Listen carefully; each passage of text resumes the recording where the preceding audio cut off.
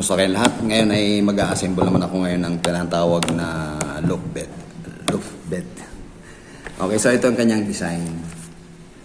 Bali, ang ilalim, bakante. Sa ibabaw lang yung pinakakama.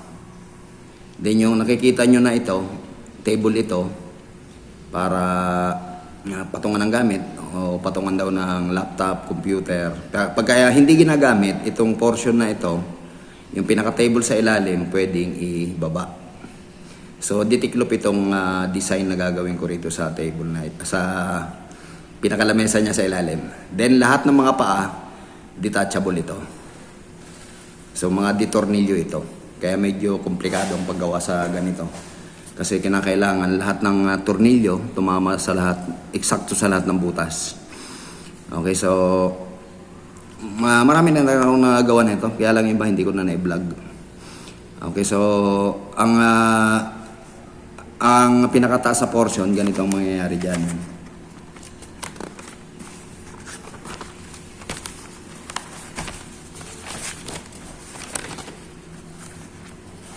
Parang katulad din nito yung kama niya sa ilalim, sa ibabaw. Ang kaibahan nga lang nito, mataas ito ngayon. Tapos yung hagdanan, detachable din ito. Ditornilyo din ang hagdanan. Kaya detachable lahat. Pati itong pinakagabay sa ibabaw, pipilitin kong maging detachable din yan. Tawag dito, barandilya niya. Okay, so ang mga materialis na ito, hindi ko na pinakita kung paano magputol. Kasi napaka-basic lang naman nun. Napakadaling procedure lang nun. Okay, so na-prepare ko na yung ibang mga materyales. So ito yung materyales niyan. Yung isang yun yung pinakaibabaw. Na-eskwala ko na yan. Kaya lang, nag-provide ako ng butas. Gawa ng, yan, may mga butas yan.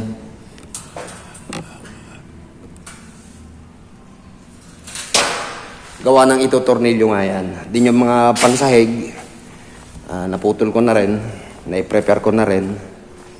So ito yung magiging sahig. Yan ang mga sahig niya.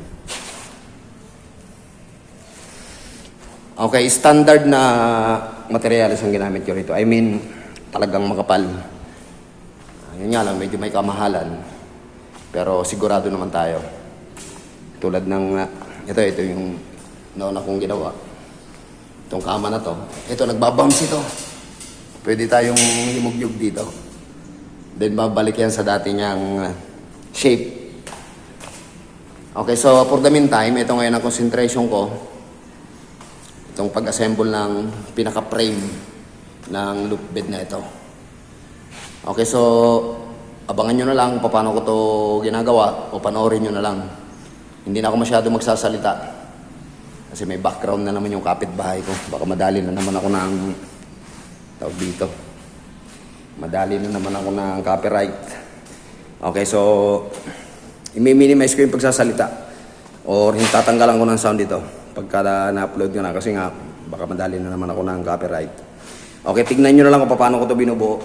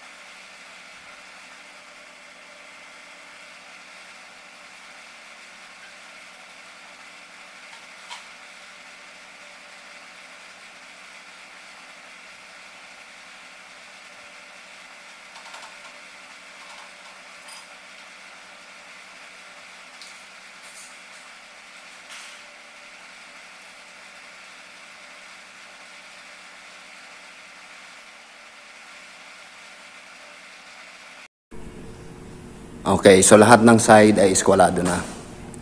Na-eskwala ko na lahat ng mga side niyan. Lahat ng mga sidings, nilagyan ko ng diagonal bar para lahat na sigurado tayo. Huwag tayo magmamadali. So ganito ang ginagawa ko kapag ini-eskwala ko lahat ng mga side. Lalagyan ko muna lahat yan ng diagonal bar. Itong nasa ilalim, wala nang diagonal bar yan. Gawa ng sigurado ko, in-eskwala ko muna yan tapos pinulwid ko na yan. Nakapulwid na yan. Then yung mga tornilyo, ikinabit ko na rin. Nakakasa na rin yung tornilyo. Detachable kasi itong pinakakama. Actually, pabaliktad ang pag-assemble ko niyan. Yan talagang nasa ibabaw. Nilagay ko lang sa ilalim kasi para yung weight hindi masyadong para hindi ba masyadong mahirap. Kung ilalagay ko kasi sa ibabaw, mahirap mag-assemble. Itong pinakamahirap sa lahat, yung preparasyon ng materyales. I mean, preparasyon ng workpiece ng gagawing product. Kinakailangan kasi lahat yan ay maiskwala muna lahat bago tayo gumalaw ng mga ipanlalagay dyan. Bali, ganito nga pala yung magiging design yan.